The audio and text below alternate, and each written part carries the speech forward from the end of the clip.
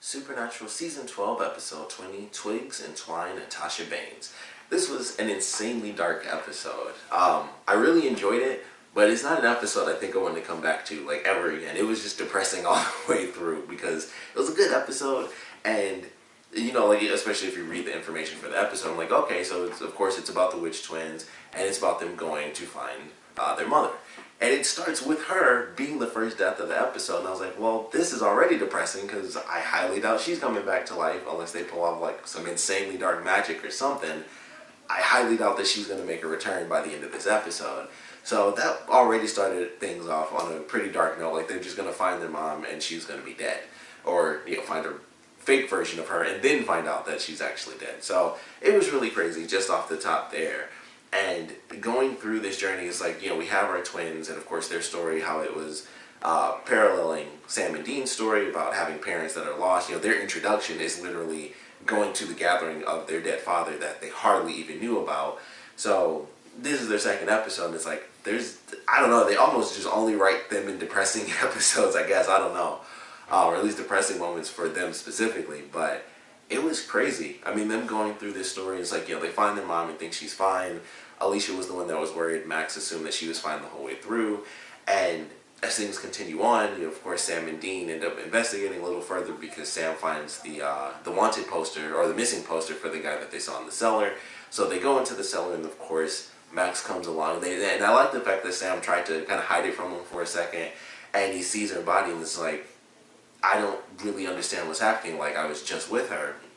And then it just gets crazier because of course that's when, you know, he goes back and it's like this random thing, so he forces it to reveal itself, and that's when the old witch realizes what's going on. So then her crazy twig people start attacking them and stuff, and it just gets worse and worse as it goes through because we have Max and Dean go to take on the witch, and she tries to convince Max that if he takes the deal, if he basically takes her ring, then her deal transfers over to him. So her soul won't go to hell, but his would.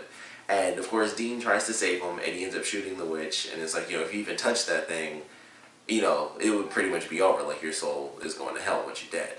And it was just dark. It was crazy. And so while all that stuff is happening, we have Sam and Alicia, and they're dealing with basically, you know, this twig version of her mother, and she ends up being stabbed in the back, and she ends up dying. And I was like, maybe, you know, they can end up saving her. Like, you know, she got stabbed in the stomach, you know how TV shows go.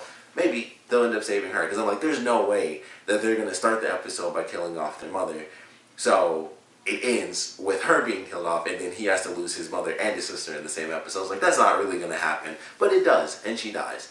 And that was pretty freaking insane. So I couldn't believe that they actually did that all in one episode. And then he actually does touch the ring at the end because he wants that power, because he can't handle losing both of them. And it was really, really sad. It was like a really sad thing. And that's why I was like, it's actually a really good episode because of the emotional impact and paralleling, you know, Sam and Dean's story about their parents and, you know, not having that specific type of, you know, a normal, I guess, sort of relationship. And, you know, how the family business sort of just causes things to fall apart. So it was really well done. It was just so sad. I was like, I don't want to see this episode again. It was just depressing. But I mean, I don't know what we should expect from his story in the future. I would love for there to be some loophole, considering Dean actually killed her first. So her soul is already being collected in hell, so he would just have the magic and not the soul part. I would love for that to be a loophole, but I doubt that'll actually end up being the case. But man, it was really crazy, and of course it ends. And I had to go back to make sure, because I missed it when I first watched it, and so this is actually my second time doing the review. And I was like, man, I don't officially know, so I was like, just in case, because I saw the scene where he brought it back, but I didn't specifically see if he picked up the ring. But you know, I went back to watch it, and I was like, yep, he definitely picked it up, and that was the only way he could get that level of power to bring her back to life. And he makes this, you know, twin version of his sister who does not know anything, and he's like, you know, we just have to get out of here, and he burns her body in the hotel. And it was just sad. I was like, man, he's just going to go along knowing that his sister isn't really his sister. And she's not going to... It's almost like a robot, you know, in that sense. It instantly made me think of like sci-fi stuff where people get their brains transferred into like robot bodies and they don't know it. And they get hurt and then it's like, holy crap, I'm a freaking robot or something. And it, you know, that messes with you because you think you're human. So I don't know how that's going to work out in, I'm going to assume, the next season, unless they show up in like the next, I guess, 5 episodes or something. So odds are that'll be a storyline for next season, but super depressing, very well done. It's just sad. It was just like, man, I can't believe that they did that to this character where he lost his mother. You know, they both lose their mother in the beginning, and then he ends up losing his sister by the end, and it was just nuts. And I was like, wow, that's super freaking dark. So that, you know, kind of couples with the other side of this episode, which is also fairly dark by the end. Not as depressing, but it kind of, this was kind of the part that I think we were all expecting, which of course is Mary being captured by the Men of Letters, and she's kind of getting a little bit of information. It's like Mick isn't returning emails and stuff. She gets like the suspicious email, but of course she hears Ketch talk about this specific thing. She ends up finding Mick's body, and then she ends up going into this room where we find out they have tabs on everyone. Unfortunately, as I mentioned this before, but they do have tabs on Garth. I was like, oh crap, that really sucks. But they don't seem to, it says something like there is no werewolf protocol or something like that. But I was like, well, they definitely have tabs on him, so they know exactly where he is. They had Claire and Eileen on there as well, and of course Sam, Dean, and Mary. But you know, she goes into this crazy fight with Ketch. She beat him up. That was great to watch. If I'm being totally honest, I was like, I really enjoy this sequence. But unfortunately, he whipped out a taser and took her down at like the last minute. And I love the way they bookend this episode, because of course when we have Dean first call her after Sam's like, you know, and this is one of the things I loved about the episode where they, you know, talk about, you know, paralleling the story of these, you know, these 2 sets of siblings. So of course after Sam was like, you know, their mom went on the mission and didn't call them for a week, the first thing Dean does is call his mom. So I love the way they, you know, have her miss the call, but it starts with her in the seat, and then it ends up being a shapeshifter. But by the end of the episode, it's of course actually her in the seat. So it was a great way to like visually bookend the episode like that, where, you know, the first one was actually a monster, and we hear Ketch talk about how, you know, he doesn't give a crap if it takes on Mary's form or anything like that. And she kind of looks at him like, wow, that doesn't bother you at all. Like, we've been working together for, you know, months now.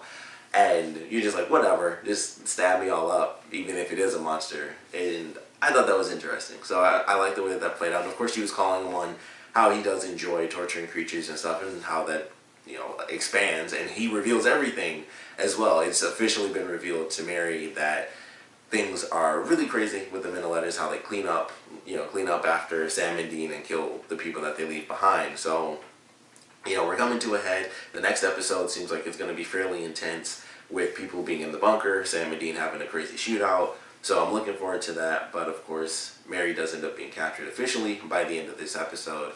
And I can't even remember her name because it's been so long and I already suck at names.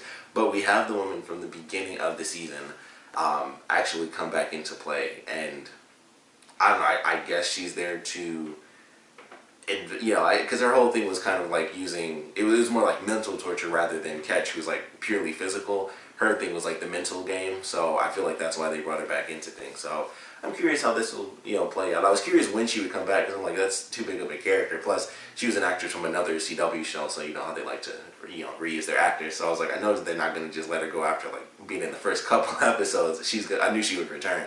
So I was just waiting for her to show up again, and now she's back, and things are just going to get even crazier. But it was certainly a good episode. But like I said, it's just like, man, it was so heartbreaking to watch this guy lose, you know, his mother and his sister, and then not be able to accept that loss. And, you know, basically he gives up his soul at the end to kind of bring back his sister. And it was just sad. It was just like, wow, this is super depressing. And of course Mary gets captured, so that wasn't really happy either. And it's just like, nothing about this episode was like happy. There were jokes in here that were good, especially Dean with the wine. It was like, I forgot. She said something about Tasha. Tasha said something about like, oh, you must be drunk, and he was like, off of wine. And I thought that was a really great line. But it was a good episode. It was just so depressing. By the end, I was like, wow, this is just sad. Like, it's still a great episode, and that emotional impact is what makes it even better. But they did a lot of good storytelling elements, you know, with the parallel stories of, you know, the sets of twins, or the sets of siblings. Mary finally discovering the truth, of course, was entertaining. Just, we've been waiting for that for a long time. We knew it was going to happen somehow, so I was curious, like, is she going to get trapped when she finds the truth? Will she learn the truth in the field and then get dragged back? How is it going to play out? So she was kind of in this weird sort of cat and mouse game a little bit throughout the episode. And I like the way it played out, so I'm excited for where we're headed. But of course, we'd love to know what you guys thought about this episode, so please comment below. Let me know your favorite parts, your least favorite parts. And of course, with things being as drastic as they are now, how are Sam and Dean going to end up rescuing their mother? There are a million different ways. You know, they don't have much on Cass. I don't think he'll end up helping them, but you know, it's hard to say. Of course, the whole thing is that they don't know where Cass and Kelly are, so it would really be up to them to kind of come back into play and actually help Sam and Dean, you know, get to Mary. So I don't think they'll actually play a part until, you know, the last couple episodes. But we'd love to know your theories on how Sam and Dean are actually going to end up rescuing Mary and how that's going to end up playing out. And of course, I want to know what you guys thought about this episode in general, so please comment below, let me know, and thanks for watching.